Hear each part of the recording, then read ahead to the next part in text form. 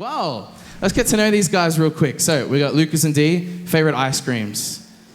Coconut and tiramisu at the moment. Ooh, Pistachio. These guys, they just came back from Italy, so some typical answers. Yes, we got Lee and Danny. Favorite ice creams? Dulce de leche. Ooh, very nice. I'm over a mango. I don't know if that's the ice cream. Ah, yeah. Is gelato? Sorbet? Yeah. Sorbet? I think it works. Mango. Yeah. That's good. Yeah, pistachio and lemon. Wow. Coconut and chocolate. Nice. Vanilla.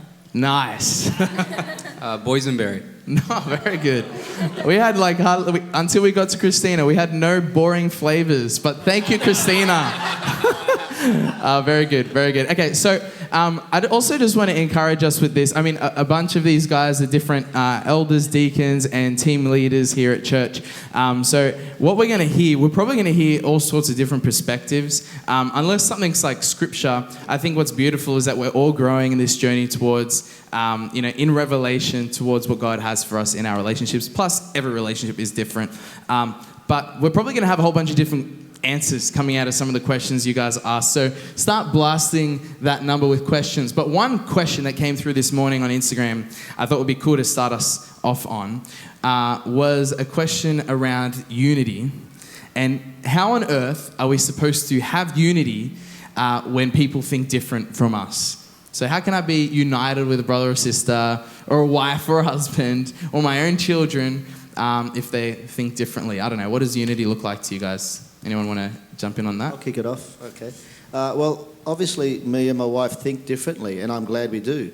Because, for starters, she's a different gender to me, and she was born from a different family, and I was from a different... I'm Italian culture, she's South American. Whoa. And we think differently, but we love each other. You know, she doesn't mind me saying, I'm actually very organised with my clothes, and I fold everything, and she doesn't, and that's fine.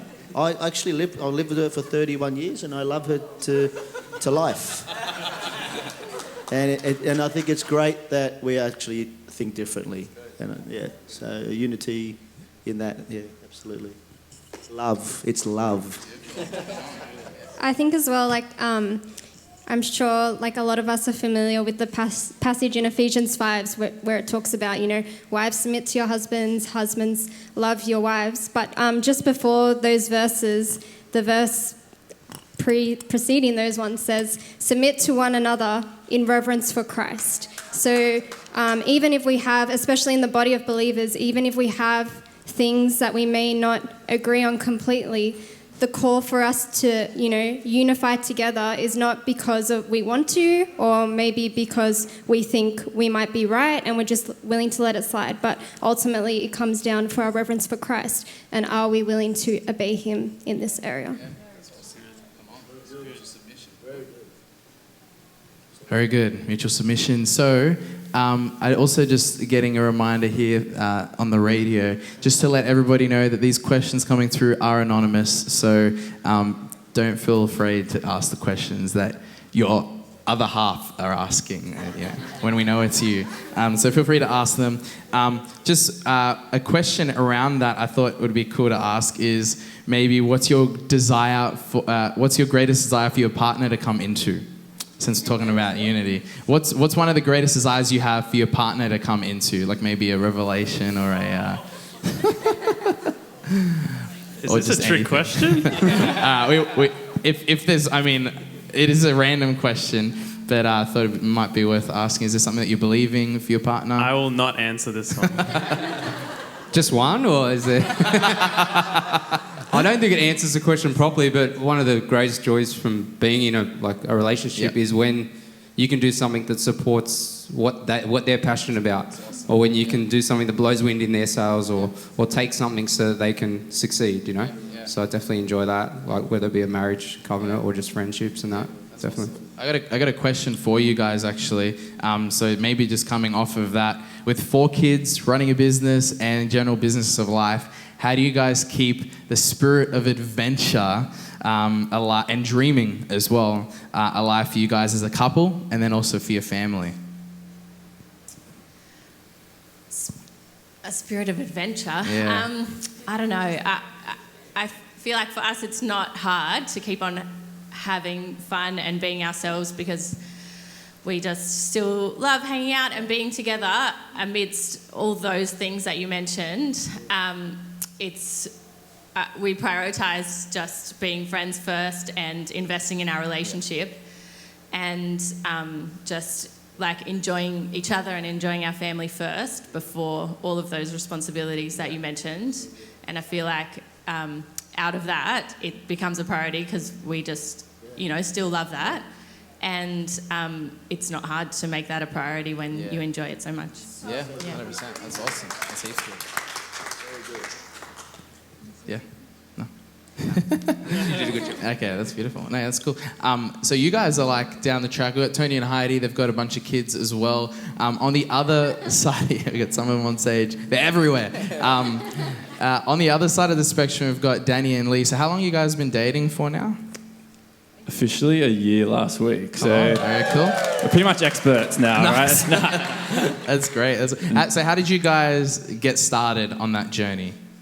It was actually during COVID, the start of COVID, just before the lockdown last time. We just started like hanging out at Zion a bit more and chatting and that sort of thing. And then when COVID happened, it was kind of a chance for us because I wasn't working, more free time. Yeah. So able to actually just hang out and just become friends first a lot, which actually really helped in just that relationship first and put the pressure off too, I'd say, and just before having to, I don't know, sometimes there's that church pressure, right, of having, what's going on, out of that. So when we didn't have that, it was good. We could just become friends and just get to know each other. Sure, yeah. Well, in saying that too, we just didn't hang out with each other. We actually have people around us that are accountable in whatever is happening between us, because we feel like we need that wisdom around us. We just don't want to do it on our own in lockdown. And so that really helped us have this godly wisdom and perspective on what's happening between us. Yeah, that's awesome. That's so cool. And then maybe like going, because it's only been a year, how do you feel you managed to stay healthy as single people? Or what are the things that contributed to not being healthy as single people? I don't know, maybe is there anything that you can speak into pre this time? I guess, what did being a healthy single person look like to you? What'd you go through? Do you mean like even now in the relationship? Yeah, I guess that too, 100%. Because you're not married. No, and anything can happen. Not yet. Oh! No, I think I really like hanging out like one-on-one with guys and just bonding and that sort of thing. So I think trying to be more intentional in that, even during the dating, obviously having our time together, but being able to see the people that I need to, that I feel like God's put in my heart, even just hanging out with them. That's really helped. I think it's quite healthy too, not just having that whole thing, but having, those relationships with others outside too. I think that's really helped. Have my heart towards people and just growing together and stuff like that. So that's kind of what I felt has been quite important for me. Yeah. Do you have anything? Yeah. I think it's fair before coming into this relationship, both of us have a strong relationship with God, and I think keeping that, even being in this relationship, keeping the purity, keeping our relationship with God the first thing in our lives, even before coming together. Because a bit of a background, I've never dated anyone before Danny, and I felt like I had this desire to be in a relationship since I was 15. But growing up, I have this idea of dating a godly man, and year after year, I would wait. And I felt like waiting for so long. Now I finally have it. I didn't want to spoil it. I want to keep myself pure and honor God after Him giving me this blessing. Yeah. So I think having that, having this in mind, I just want to keep this relationship special and pure, and having that in my heart the whole time. That's awesome. Yeah. And I think for me, this is my first relationship with a Christian as well. So living in the secular world, it had to change all my old values and what I thought it looked like to have what a real relationship looked like. And having Jesus at the center of it, it just makes everything so much easier. knowing what his heart is towards how to treat a woman, but also a godly woman as well, like in trying how to build her up as well. So that's been really, the more time I just pursued God and I got to know his heart a lot more, it just helped to change everything in that. Yeah. That's awesome. I guess around this sort of topic, this is for everyone though, is there anything that you wish that you did more of or you learnt during your single years, or maybe something you did learn in your single years that you feel like would be helpful to people that are in that either season of singleness or calling to singleness for some of you? Yeah. Anything particular that you wish you learned or you did learn that you think was helpful or could have been helpful? Yeah. One thing that just comes to mind, being like a girl in high school with my friends, we spent a lot of time going over our list of things we wanted in our ideal man, and we had a lot of fun doing it. Yeah. So my list was probably like, 40 points. I think I still have it somewhere. But one thing that I learned was when I just had the thought that it's not so much like, yes, it's important to have those standards, to like at a minimum, of course, a man who loves God, that, which Lucas does, which is amazing. But I had the thought one day, what about me? Like, what criteria am I fulfilling for my future spouse? Like, it's so easy to pine over all these things we want in our partner, but are we also willing to be introspective and be like, am I someone who would be, fulfilled answers to prayer for another person's desire for a future wife? So, yeah, it's always easy to look and critique the other, but sometimes, we need to surrender and just be like, what work do I need to do as well? It's good. Can I just say something? I just want to say on the back end of our relationship, it's been quite a few years that I can't even remember being single, but the whole thing of even if you don't get everything right, perseverance and putting work into your relationship will get you 30 years. You know what I mean? Like, we didn't do all those things before, we just went into our relationship, and I was only 17 when we started going out, and I was just a young child that, I was in love with God, and I knew that he was, and that was all that mattered at the time, But over the years, growing together, we've come to, I think, a beautiful place now that has, flourished. So don't think that if you do the wrong thing, you won't get the relationship you want. Just put the work in, because it has taken work. 100%. So good. I think this is another area where, like, again, if things have gone sour, there's always hope, and it's like God's a God of restoration, reconciliation. But another question that's come out is, how do you navigate? So, like, let's talk relationships. So you're dating. How do you navigate physical boundaries? How do you think is best in glorifying God? Again, there might be some different thoughts here. So it'd be cool to kind of hear what some of you think, different things. Yeah. Okay. Well, obviously, if you're answering, so obviously talking about a relationship where we're pursuing a future, guy and girl, thinking the idea of there might be a future. So in that relationship, I hope there's an element of attraction, because you need to be attracted to the person you're going to spend the rest of your life with. So it's a good thing that you're attracted. But one thing we did really early in our relationship is we communicated and just laid it all out. And we would really, you got to talk about it, because you're attracted to the person. So you want to protect yourself, and you want to do it, honour God, and do it the ideal way that we can, as far as our relationship and how I treated her. And I was just like, we need to talk about this. So not long into our relationship, once we said we're going to give this a go and see what comes of it, we spoke about it. And it was awkward for us. We were young, we didn't know what we were saying, and we're like, do we do this, don't we do that? But it was worth it. It just set us on the right track early in our relationship. So I think you definitely need to bring it in pretty early, because you are going to be attracted to the person. So yeah, it's good. Yeah, I think for us, we had to really kind of just talk about it at the start, just to say this is where the boundaries are, and just really communicate that quite clearly.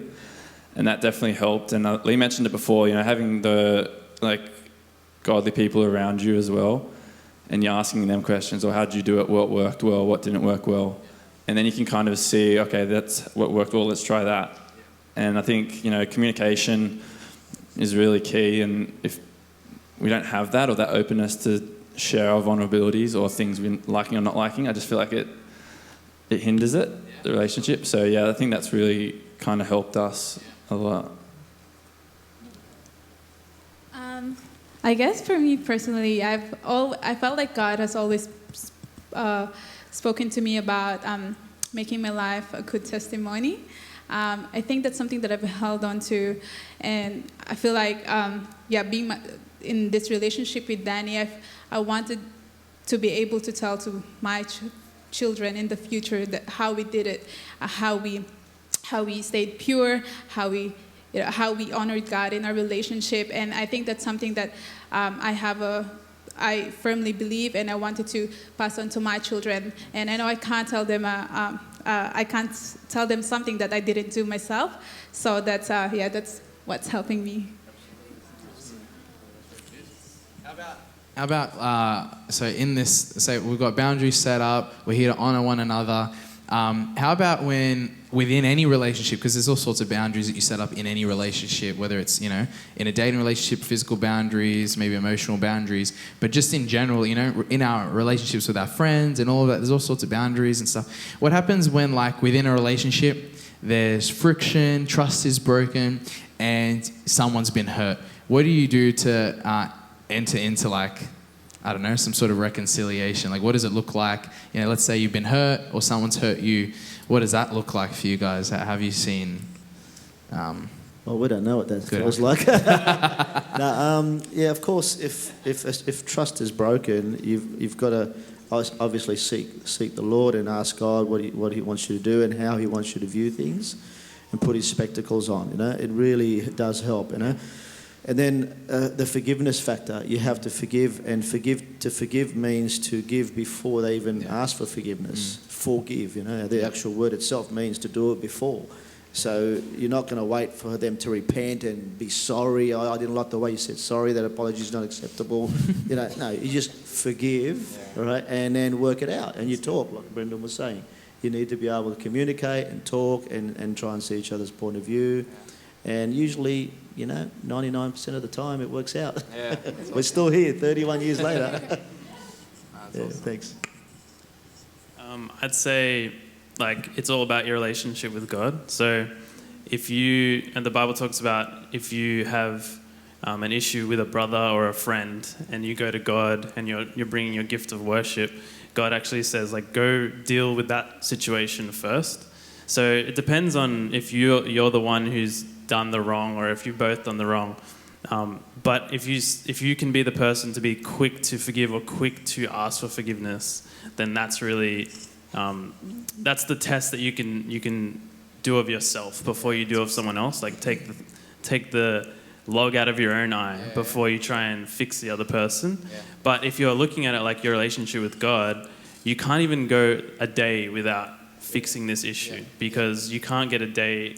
You can't go a day without worshiping God. Yeah. So if you look at it like this is God's child, this is God's son or daughter, how would He have me treat them?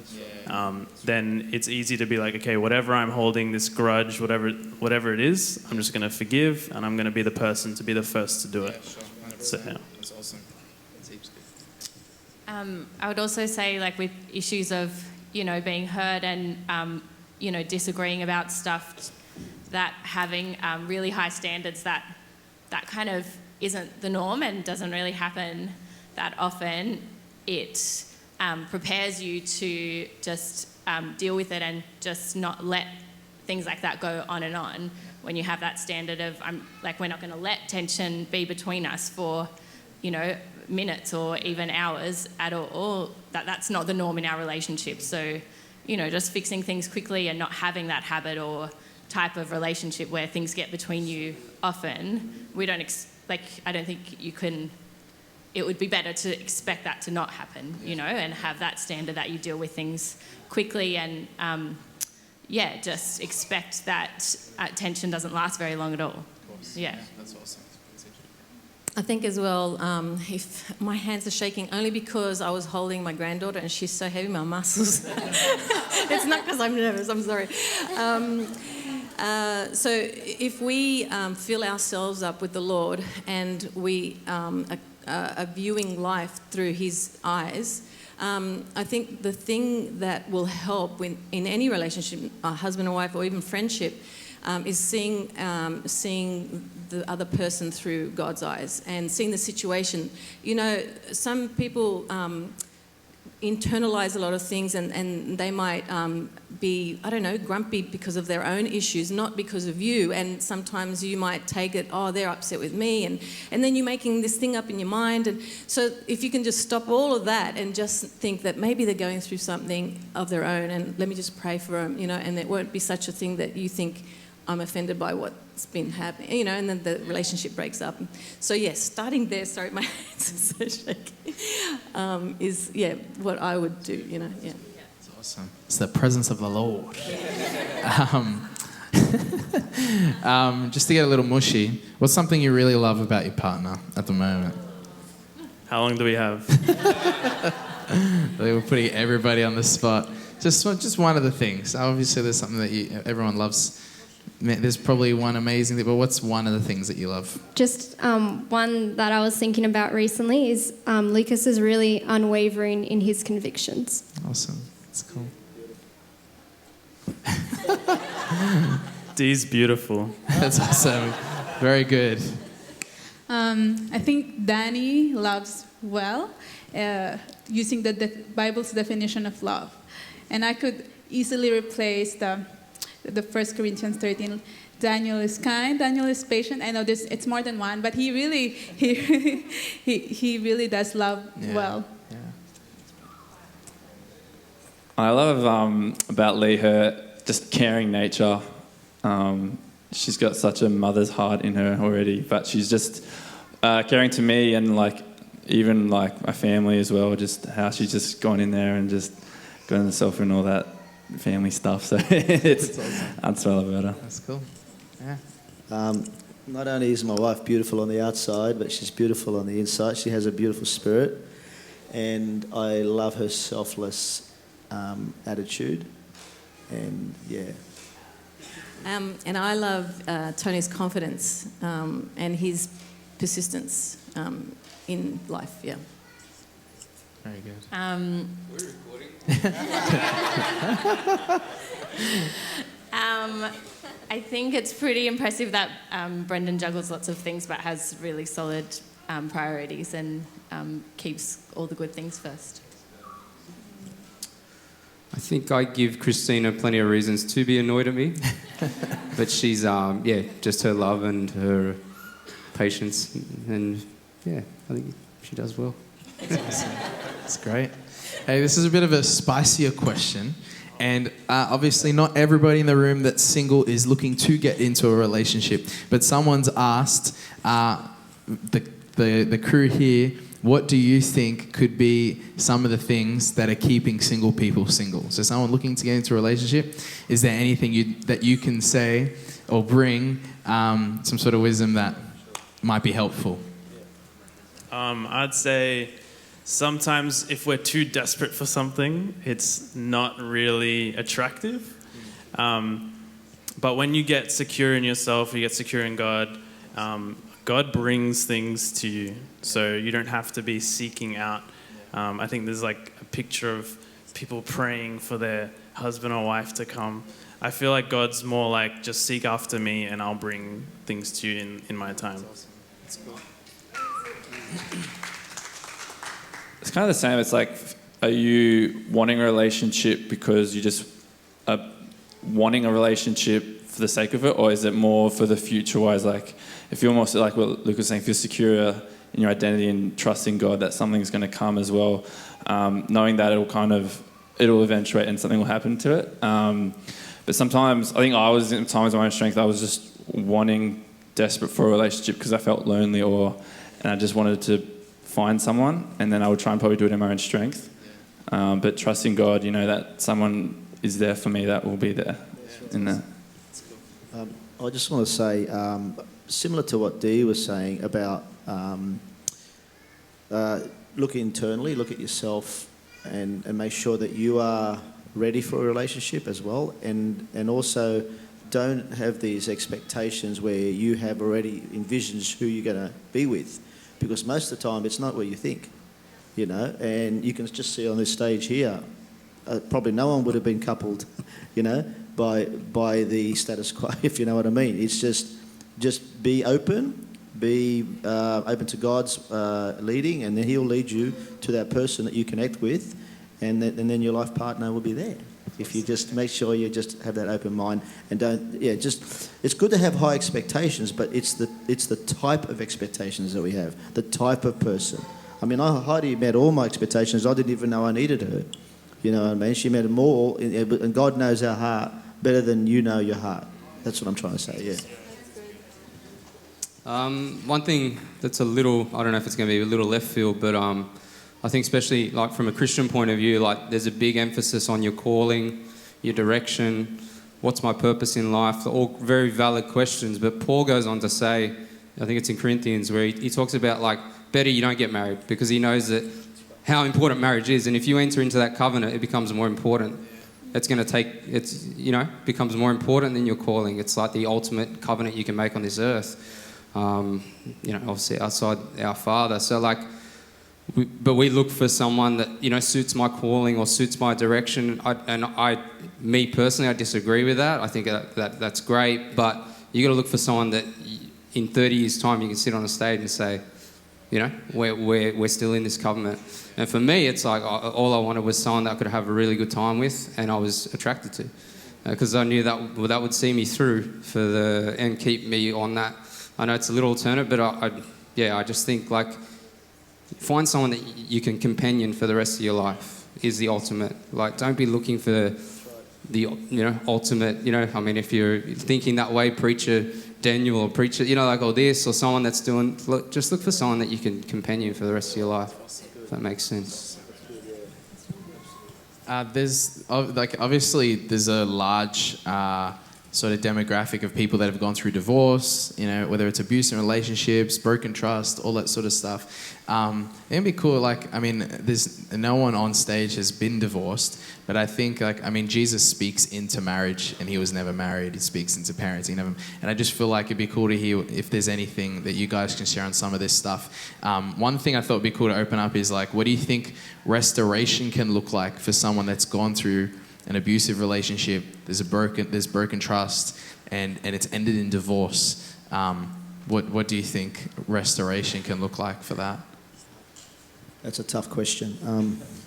I just want to say that I haven't experienced divorce, obviously, but I have experienced it secondhand with Heidi's parents, and I remember many years ago, and Heidi remembers this, I would say, this is before we were even married, I would say to Heidi's mum that, you know, if you only knew how much you're hurting your children, maybe you'd rethink this. And it really didn't go down well. I don't think you should be talking into, you know, a marriage if you don't know them very well. And I found out later that it wasn't anything to do with her that they were having a divorce. She was trying to keep the marriage together, and I found out later that she was the one that was holding it together, and the other one, you know, was the one that actually found someone else. Long story short, you know. So you just got to, it's hard to actually restore that marriage. I'll keep it short, because I know that it's only a God thing and a miracle, that it has to be prayer, it has to be understanding, has to be counselling, there has to be counselling involved, and there has to be, you know, a covering with a particular church that you go to, and maybe get counsel and prayer, and then even then it's still, sometimes it's hard to restore unless they both are willing to come back to each other. And there has to be, that's what I mean by saying Heidi's mother was willing and he wasn't. Yeah. If they're both willing, then of course there's restoration. Yeah. Maybe even, what about restoration for the person? Like, what do you think that can look like for the individual that, like, is coming now out of that? Any sort of encouragement or? Yeah, I think if you're hurt, like, going to God, going to your private, secret place. Going to your secret place with God and just let Him heal you in those areas of hurt, maybe where trust is broken. So then if there is relationships in the future, you're not bringing that into that relationship, but you're willing to be open again and vulnerable and willing to trust them again. Also, like, I just think of, like, the story of Paul. You know, he turned from Saul, who persecuted Christians. Like, he was notorious for being a murderer of Christians. And then God dramatically touches his life and he goes to preaching the gospel to the Gentiles. And it's like, that's our God. He's a God of restoration. It doesn't matter what any of us have done in our past. Like, that's the beauty of our faith and the hope in him. So it's like, no matter what you have participated in, no matter what you have experienced from someone else putting onto you, like, there's restoration available in him. That's why Paul would say, I was the chief of sinners and look at me now. Now he had once he got touched by God, he had the boldness to say, follow me as I follow Christ. So my encouragement to anyone who has experienced pain or trauma or has had to walk away from a relationship for whatever reason is like, our God is a God of reconciliation and restoration. And that's the hope that we have. And I would encourage that person to, you know, allow him to touch their heart. His love is transformational, and also he calls us into community with one another, and that's the beauty of walking it out as brothers and sisters in him. So, yeah. I would just add to that, like, when you go through something like this, like pain and, you know, something that's just feels like it marks your life, I would just question taking on that as your identity. Because if you go to God and you still ask God, like, who am I? Is this part of my identity? He will tell you that it's not. Like, he'll show you who you really are. So it might feel like it's marked you, or it might feel like it's part of your story, but Jesus is in the habit of wiping out your past and wiping out your story. It's like, you don't have to go based on what you've been through to say, okay, God, what do I do now? So I just encourage you, if you feel like it's marked you, Jesus heals everything. He heals emotional, he heals like physical pain, he heals everything. So all you need to do is go to him. And it sounds like, you know, naive or simple or whatever, but just getting before God, I just believe Jesus can heal anything. So yeah, I just encourage you. 100%. So the number one reason for divorce is in-law issues. So we're going to talk about... No, I'm joking. It's not. But we are going to talk about in-laws. Just another spicy subject. Thoughts on having a healthy relationship? We got in-laws on the stage. So watch out, Dee. But it'd be cool to maybe chat into... We've got a question that came through about relationships with in-laws. What do you think... Can you speak into, I guess, having a healthy relationship with your in-laws, what that can look like, what it should look like in your perspective? It almost feels like I shouldn't talk on this because I'm very spoiled with who my in-laws are. Getting brownie points. No, but honestly, it's a blessing that by marrying Lucas I was brought into such a beautiful family. But making time in your life to spend time with your family is such a beautiful blessing, and obviously will nurture the ability to have a thriving relationship with your in-laws. And it's a beautiful thing that when two people get married, two families join together. And whether, you know, it's a thriving relationship from the start, or you have to navigate different things, like the investment of time, I think, is such a beautiful place to start. Do you call them mum and dad? That's true. I'll just add on to what Dee was saying. Spending time. Like, so we do like weekly family nights, pretty much.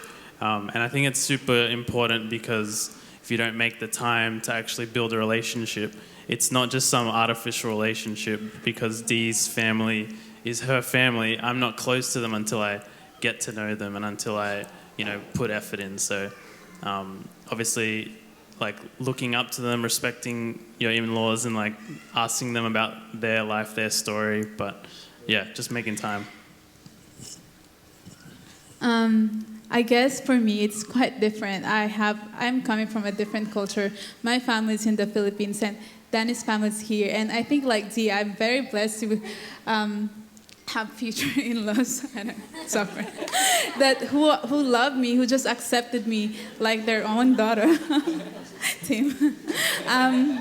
But I remember Tim actually asked this question. I know we promised this would remain anonymous. I had to do it. I remember the early stage of our relationship. I have here my ex-housemate Jess.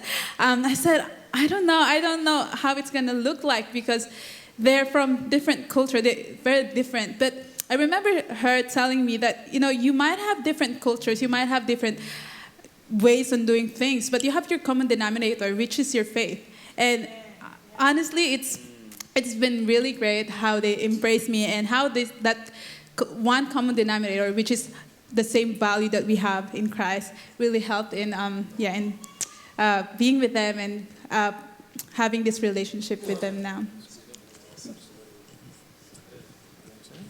Yeah, I guess so.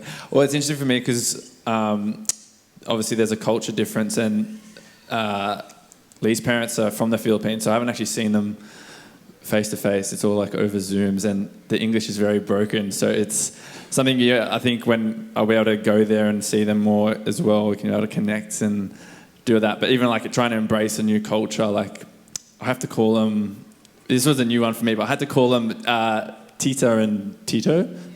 I don't think I said that right? Auntie and uncle. Not like even mum or dad or their parents' names. So that's like something, I've had to learn their culture as well in how to respect them in their culture. So that was something I had to learn from, yeah. That's what love does. I think that's, if you love, you can say if you love God, you're going to love them as well because they're God's children. But if you love your wife or you love your husband, you're going to love their family because it would really hurt them if you didn't.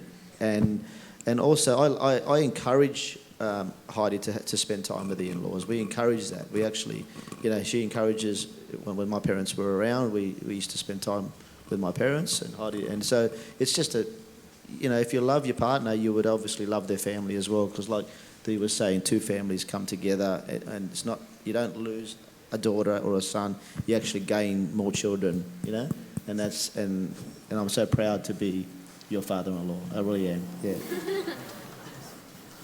Can I just say, as a mother-in-law, I could be seen as, the mother-in-law, but I've invested into my daughter-in-laws, really, isn't it? I don't want to be seen as that mother-in-law in people's minds. I love them as if they're my own, and because my sons have chosen their wives that they want to be with, and from that moment is like you're part of the family, and I always try to keep the. Don't want to be in their face about things, and it's like a normal relationship that you have with anyone else. Just because you've got a son doesn't mean that you can be all over. Like what are you doing today? And I just be too much in their face. So at the same time, you keep your distance. The more that you pour love into them, they'll want you to be a part of their life, So if anyone is thinking, but, I won't get time with my son anymore or my daughter because they're married now, don't feel like that, Really keep working on yourself as well. And I think that's the main thing, is always keep working on yourself so that you can be a better person for everyone around you. We're also blessed with beautiful families around us, but I know that things can get tricky with in-laws, and I really think that key is to have some good leadership for your own family and to have those clear boundaries, just having a husband that leads our family and makes those calls, and just being a wife that respects those calls and our family boundaries really puts like healthy boundaries and healthy family life in place for in-laws issues or, just that kind of stuff because, we've now left our parents and we're our own family and we have our own authority system and I need to, I respect that and I have, as a husband, Brendan leads our family. So I just think that, way, God has put in place like authority for each family, and it does, just not leave any room for issues like that to come between families. Yes. But I understand, Heidi, in a few years I might be the overbearing mother-in-law that you talked about, because my sons might have another woman in their life, so I'll come to you in a few years. Just because it is getting recorded, yes, we do have good parents. But definitely, I think I echo, like, we both had the same thing to say, so I won't say it too long. But you leave your parents and you become one. And they need to know that, and you guys need to know that, and she needs to know that if my mum wants us to do something but she doesn't want to do it, then we don't do it, and vice versa. Like, our parents, and just creating those boundaries, I think, is really healthy. Certain cultures, culture clashes make that trickier as well, because we're just different ways and different thinking, but we've got to create our own culture as a family, and do it respectfully, but still know that we've got each other, Yeah. Very good. Okay, we're coming to the end of this thing, and I thought it'd be cool because everyone here is a child of someone. So children-parent dynamics exist for everybody. As in, you've been a child. If your parents aren't alive, or also children of the father. And but I thought it'd be cool to ask a question around parenting, and I thought it'd be cool to hear from the parents, as parents. If there was something that you could say to your children, just being vulnerable, say something, it's like you want them to hear it, what would you say? And as children, what would you say to parents that you could be vulnerable and wish they could hear? Or maybe just split it down the middle with the olders and the youngers. And so, does that kind of make sense? So, like, as children, if you could say something to your parents, it's not to get, but just like being real, it's like something that you want parents to understand. That's probably a way to word it. As children, what would you like to communicate that you want parents to understand? And parents, what would you like to communicate that you want children to understand? We'll start with the children, so that way the parents can say, yeah, but I want you to understand. Anyway, does that make sense? Yep. You can have a think if you need to. I've got my parents on the panel. Something that I want them to understand. I think they understand quite a lot. I think maybe one thing is I feel like looking back at my childhood, the good memories of the stuff that you've taught me is just so overwhelmingly like my memory of childhood. And I don't know if sometimes you feel like, a little regrets here and there. I would just say, like, don't let that even... Like, those are lies from the enemy, because of how much you've poured your love into me and brothers and sisters. The memory that I have of childhood has been, amazing. So I think sometimes maybe parents are harder on themselves than they should be. But yeah, I think the lessons that I've learned from you guys are countless, and could never thank you enough. So I love you. Love you too. I'll just say, like looking back, growing up, like every time my parents were there for me or set aside time to do something with me, it's like those are the memories that you'll cherish forever, and the times that really stand out. Like, even though I'm sure there's many times in my childhood where it didn't seem like I was grateful for their sacrifice and everything, it's like growing up, you see how much they count the cost for you to be blessed and to grow up, have an education and all those things like that. But I'll also say it's like people in the room who don't have biological children. Like, there's so many young people at church who crave input and mentorship from the older generation. Awesome. So, like, even if you feel like you don't have much to offer, just know sitting down, having coffee with someone, like sharing your life experience, sharing what God's speaking to you in whatever season, like, that will mean more for a young person than what you could ever realize. So just be encouraged, like, whether you have biological children or not, like, you have something to offer from all of your life experience, and there's people in this house who are craving that kind of input. So, yeah. So good. It was interesting for me looking back now, but going to church and stuff, I didn't really like going. And the parents kind of, at the time, was like, oh, come on, we've got to go. And I didn't have a relationship with God really back then, but it's interesting now, I still remember components or memories going to church on Sundays and stories from the Bible even now back then, even though I wasn't pursuing God back then. And it's just interesting what seeds were sown and I remembered from my childhood, even though I wasn't pursuing God. So I think that was something that even if my kids in the future aren't interested or don't want to pursue God or aren't interested, still making them, getting them surrounded in this environment. Yeah. So you made your decisions to follow Christ later in life, and even though your parents brought you up in that stuff, you weren't walking in it. Hey. Yeah, I didn't want to have anything to do with God really. Yeah. None of my friends were doing it, and I thought it was. I just didn't like it. There was so many rules and stuff, but yeah, that's just my concept of what it was. Yeah. So, and from those memories, it's like, oh, this is what actually I learned, and I just really appreciate those values that Mum and Dad had. That's awesome. Very good. I think for me, I just wanted to say thank you to all the parents and to my parents as well for showing an example of unconditional and sacrificial love. And I think as I grow up, I realize it, as I grow older, I realize it even more how our parents' love doesn't change no matter how we act and no matter what we do, no matter what mistakes we do. And I think as I think more about it, it's if our parents who are imperfect and sinful and love us this much, it really just emphasizes the kind of love God has for us. Yeah. And so I'm just really amazed when I look at how parents love their children and sacrifice everything for us, and just unwavering love. It's amazing because I see even more God's love for us, God's perfect love. Absolutely, so good. Well, I can't critique my children. They have their own relationship with God, and that's all that matters to me.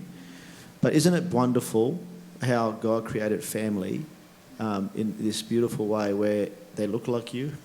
You're responsible for their birth, and you feel like you need to lead them, from the time they're changing their nappy. I mean, they could have come out of eggshells. They could have been, they could have come out of the ground if God wanted it that way. But He made it this way because that is the perfect way of covenant between a husband and a wife. It symbolises, us and the bride with Christ, And the family is just an amazing unit. That's why the enemy wants to destroy it. And we need to preserve the family as much as we can, pray for families, pray for husbands and wives. And I love my children. I think they're amazing. I think because they have their own relationship with God, I couldn't be more proud of them. Yeah. That's awesome. My prayer, when I start to pray for my family, is always a generational thing, a prayer of, I don't just see my children, I don't just see my grandchildren, I see great-grandchildren, I see the lineage down all the way. And I just pray that they stay with their eyes fixed on Jesus through the next generations that are going to probably see His return. And that's if He's not coming back in this time. But, just to... with our relationship with God, that it's not just our generation, it's not just our children, but that they're also teaching their children, and then they're teaching their children. So it's something that it's not going to be lost. The relationship I've got with God, I want everyone to have, and that's what I want my children to do, just to be able to share it to their children. Just to keep that connection, because I'm going to be in heaven waiting for everyone.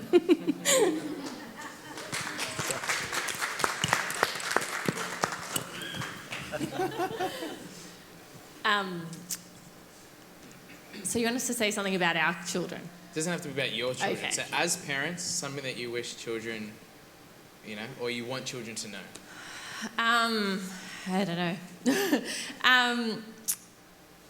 I just, for our family, I feel like more and more God's teaching me to just, just see the best for our children and see their future, and just, just to see, I see them that, God has shown me that they're all going to be so influential in all of their spheres, and that it's our job to just, have those big dreams for them and have those expectations for them so that they just take that on for themselves. And I suppose it makes it part of our job now to facilitate that when we see that,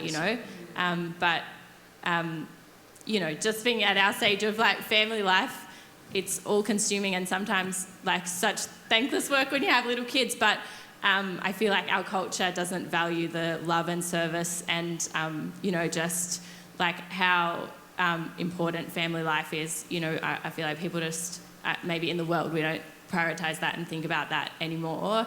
And it's so good that we talk about that at church and, like parents don't make money for the massive job that they do. And sometimes in our culture that doesn't get priority because it takes so much time. But in God's heart, it's such a big priority. And I hope that that love and care comes out to our family. Just that, although like thankless and, doesn't look like it's generating much work right now, it is like, just the family and kids are close to God's heart and all this work is just, it's such kingdom work. Yeah. When mum and dad are talking, I think one thing, like when you're being parented in any way, I think if because from a parenting point of view, like there's so much love, but the only thing we want is like to, as Chris said, like equip them. Like we want the best. We have the best intentions for them. And I would love for kids to know that even when you're communicating something that frustrates them, like if they could just catch it, so and that could go in any context. Like when you're being led by someone, sometimes they're gonna steer you, or they're gonna tell you something, or they're gonna ask you to do something. It could be work, or anyway, I'm not trying to preach, but but it's just knowing that from a parent's point of view, kids, like we do have your best intentions at our heart. We do want you guys to do well. I think that's One more thing, I just think that just as a family covering, it's such an important thing to give to a child. So when people were talking about their parents just now, I think it's undervalued the just the work and love and covering that was given to us. And Brendan, sometimes we take it for granted, but it's really just life-changing stuff, when you've just had that covering, and we underestimate the investment that it gives to your kids, and that I've had. I know lots of good things that have come to me and have come easy to me in family life is because I had that investment that is sometimes taken for granted or seen as normal. Yeah. Very good. Awesome. Honour your parents. And what's the word say? It says that you will live a long life. Very good. Awesome. All right, guys. I just realised we've gone incredibly over time. I wasn't even looking at my phone. I just got completely lost in this. But I just want to let you know, we have been receiving all your questions. I got 1 million questions on here. And I just want to say thank you for participating and shooting through questions. But what I want you to do is I want you to save, because these questions are brilliant. And so I want you to save those questions. If your question, I tried to amalgamate a bunch of questions as well into single questions. But if you feel like your question wasn't answered, save your question and bring it to Connect in a week or two. And I think it'd be cool to chat around some of these things, because I think we're going to see a lot of breakthrough in this.